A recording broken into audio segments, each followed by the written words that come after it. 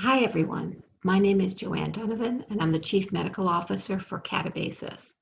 Thank you to Parent Project for the opportunity to share information today about Edasalonexent and our approach to developing a treatment for Duchenne. Catabasis is a publicly traded company, and I will be talking about things that may happen in the future. Edasalonexent has the potential to slow disease progression in Duchenne muscular dystrophy, regardless of mutation type. Edasalonexent is an NF-kappa B inhibitor and is not a steroid. We're developing it as a new oral foundational therapy for all patients with Duchenne, regardless of mutation type. Edasalonexent is being developed for treatment alone, as well with dystrophin-targeted therapies. In the phase 2 MOVE-DMD trial and open label extension, Edasalonexent substantially slowed disease progression compared to an off-treatment control period. Edasalonexent is currently being studied in the ongoing phase 3 Polaris DMD trial, and it's an investigational agent, and it's not currently approved in any territory. Now, inhibiting NF-kappa B in Duchenne has the potential to slow disease progression with broad therapeutic benefit. When boys with Duchenne are born, they lack dystrophin. However, it often takes a couple of years before the symptoms are noticed. What happens in this time period? It's the absence of dystrophin along with using their muscles, creating mechanical stress that leads to chronic NF-kappa B activation, a key driver of skeletal muscle and cardiac disease progression. By inhibiting NF-kappa B in the absence of dystrophin, there is potential to decrease muscle damage and inflammation and slow disease progression. We designed Edasalonexent because of the potential for broad therapeutic benefit, and our goal is to improve skeletal muscle function, preserve cardiac function, and have improved bone health with a decreased risk of fractures.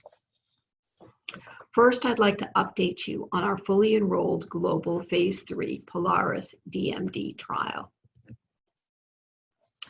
The Polaris DMD trial enrolled 131 boys aged 4 to 7 up to their 8th birthday. They were not on corticosteroids for at least 6 months. This is a 12-month randomized double-blind placebo-controlled trial with Edasalonexent, and it is a placebo-controlled trial as needed for regulators. 2 boys receive Edasalonexent from the beginning for each boy that receives placebo. After 12 months, all boys have the option to receive Edasalonexent in our open-label extension trial called Galaxy DMD. We enrolled boys not on steroids for at least 6 months, as there is a potential partial overlap in mechanism between Edasalonexent and steroids. We asked patient advocacy organizations, families, and physicians for their input into designing the Polaris DMD trial. Site visits are every 3 months during the trial, largely due to the safety profile that we've observed so far. And our endpoints are measures that are representative of everyday life. We expect to have results from this phase 3 trial in the 4th quarter of this year. Pending positive results, we then hope to file these results with regulators for potential approval. Now, in Polaris DMD, the primary endpoint is the North Star Ambulatory Assessment. You may be familiar with it from clinic visits. It includes activities like climbing up a step or rising from a chair. There are also 3 timed function tests that are age appropriate for 4 to 7-year-old boys. There's no 6-minute walk test, muscle biopsies, or MRI. We are also looking at growth, heart, and bone health measures in the Polaris DMD trial, as we believe Edasalonexent has the potential to positively impact bone and heart health in Duchenne. We've seen boys continue to grow taller while taking Edasalonexent, and I'll show you those results shortly. We are monitoring growth in the trial. An overview of the open-label extension Galaxy DMD trial is shown on the next slide. We heard from families that had sons who participated in the phase 2 MOVE-DMD trial that they had other sons affected by Duchenne and wanted them to receive Edasalonexent. Therefore, we were enrolling eligible siblings into Galaxy DMD. Once boys complete Polaris DMD and continue into Galaxy DMD, their eligible siblings will also have the opportunity to receive Edasalonexent in Galaxy DMD.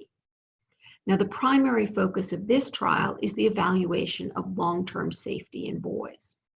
Due to the safety profile that we've seen with Edasalonexent, the site visits are only every 6 months. Lastly, I'd like to share with you results from the phase 2 MOVE-DMD trial and open label extension.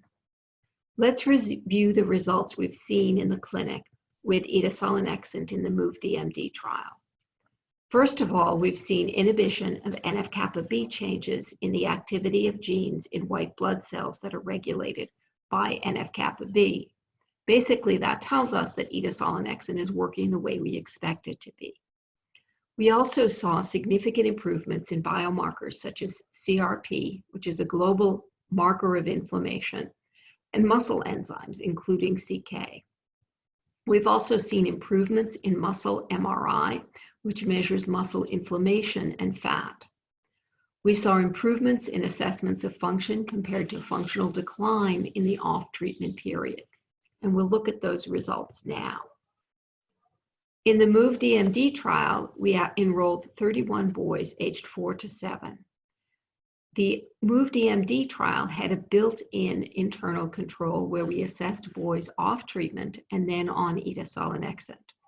The largely flat green horizontal line on each of these graphs shows boys have preserved muscle function and stabilized their disease progression through 72 weeks on Edasalonexent, compared to the previous off-treatment period decline, which was observed before they started on Edasalonexent. This was true for the North Star Ambulatory Assessment, the 10-meter walk-run, the 4-stair climb, and the time to stand. We looked at other measures such as an MRI, which increases, the MRI T2 increases over time in Duchenne as inflammation and the fat content of muscle increases. We saw a clear change in how MRI T2 increased off treatment, as shown by the gray bar, versus on Edasalonexent, as shown on the green bars. Now, for safety. In more than 60 years of cumulative patient exposure, we've seen that Edasalonexent was well tolerated. The majority of adverse events were mild in nature. The most common treatment-related adverse event was diarrhea, generally mild and transient. We saw no serious adverse events on treatment. We are pleased to see that the boys on Edasalonexent have grown like their unaffected peers, gaining height over the 72 weeks and a small amount of age-appropriate weight. On average, the boys grew a little more than 2 inches a year.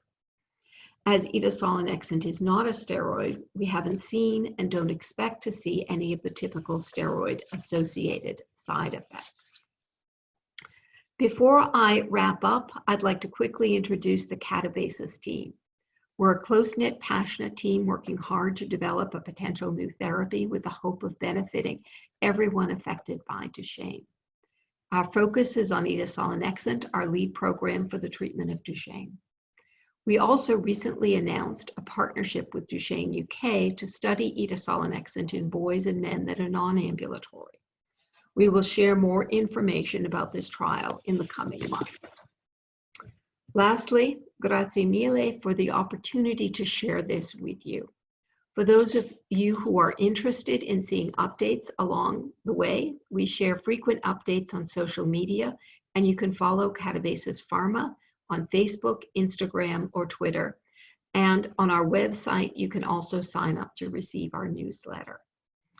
I wish you all well and health in the coming days. Take care.